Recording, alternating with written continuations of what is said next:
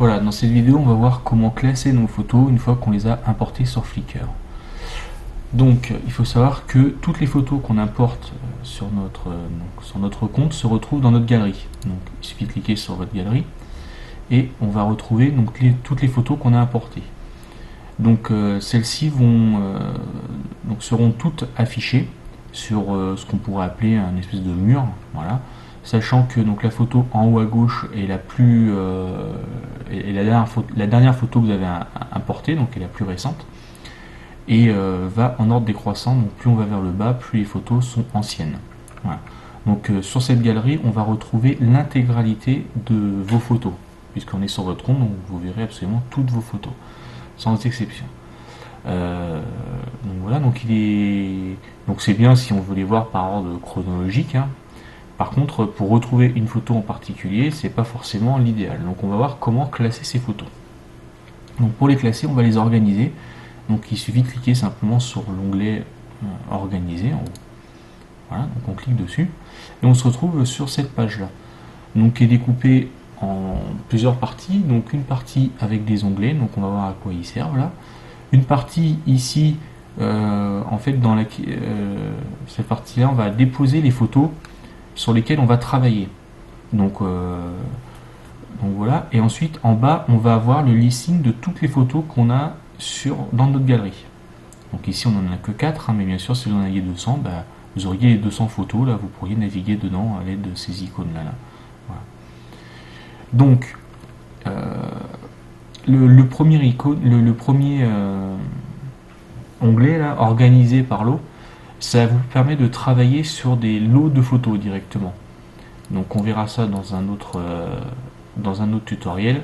Voilà, pour modifier les photos, les basculer, hein, les rendre en noir et blanc, enfin ce que vous voulez, changer d'autorisation, modifier les dates, ajouter des tags ou des personnes qu'il y a sur les photos. Voilà. Donc ensuite, pour les organiser, ce qui va nous intéresser dans un premier temps, c'est l'onglet album. Donc il faut savoir que la différence entre un compte pro et un compte gratuit dans Flickr fait que sur le compte gratuit on ne peut créer que des albums. Voilà, donc des albums dans lesquels on va classer des photos. Sur le compte pro on rajoute des classeurs. Donc la hiérarchie sur Flickr Pro fait que vous avez des classeurs dans lesquels se trouvent des albums, dans lesquels se trouvent des photos. Voilà, donc pour exemple, hein, vous pouvez avoir un classeur classé par année, donc par exemple 2011, 2010, 2009, et dans chaque classeur des albums classés par mois, dans lesquels se trouvent donc les photos. Voilà. Donc on va créer ici donc un album. On va pas pouvoir créer de classeur étant donné qu'on est sur un compte gratuit, mais le principe reste le même. Donc on crée un album. Donc on va créer un album qu'on va appeler par exemple nain. Voilà, ici on peut mettre un descriptif, hein, vous pouvez mettre ce que vous voulez. Vous choisissez les photos que vous mettez dans cet album. Voilà. Donc les photos, vous en avez mis 4. Vous pouvez les organiser donc par différents tris différents. Hein. Donc, si je fais par ordre de tri, par date de prise, voilà, les plus récentes en premier par exemple, voilà, vous voyez qu'il m'a inversé les photos. Voilà. Il suffit que je fasse sauvegarder. Et ici, j'ai mon premier album qui s'est créé. Voilà.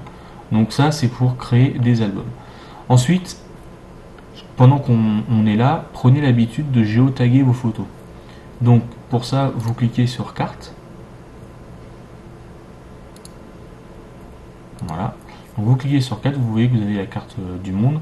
Vous allez vite vous apercevoir qu'en fait on utilise Google Maps. Vous rentrez le nom d'une ville, on va mettre par exemple Paris. Voilà. Donc on arrive sur Paris. Donc vous pouvez zoomer ou dézoomer.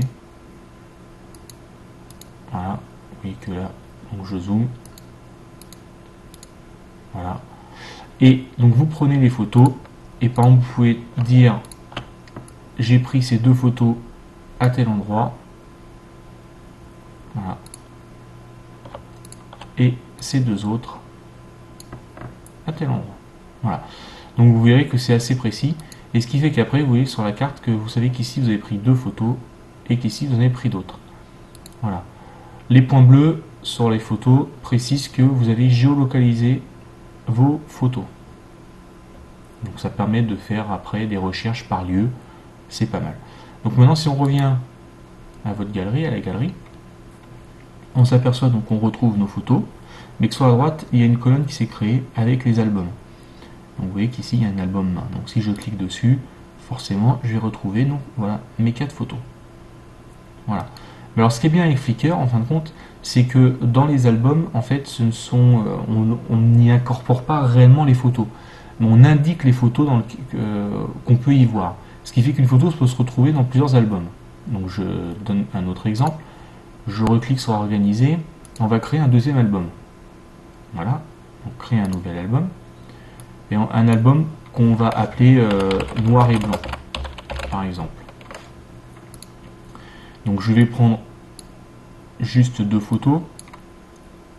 Je sauvegarde. Voilà, je me retrouve bien avec 2 albums, noir et blanc et main. Et si je vais sur la galerie, je m'aperçois que voilà, donc j'ai bien mes 2 albums qui sont apparus sur la droite. Donc si je clique sur main où j'avais mis les 4 photos, j'ai bien les 4 photos qui apparaissent. Si je clique par contre sur noir et blanc, je m'aperçois que j'ai les mêmes photos mais sur noir et blanc. Donc ça c'est très pratique. Ça vous permet donc de mettre plusieurs photos avec des classements différents. En sachant que sur un compte pro, le classement est exponentiel, étant donné que vous pouvez rajouter une hiérarchie supplémentaire, donc à savoir les classeurs. Voilà, donc vous savez à peu près tout ce qu'il y a à savoir sur le classement des photos avec Flickr. Le prochain coup, on verra comment gérer la protection des photos et tout ce qu'on peut faire directement sur Flickr avec ces photos.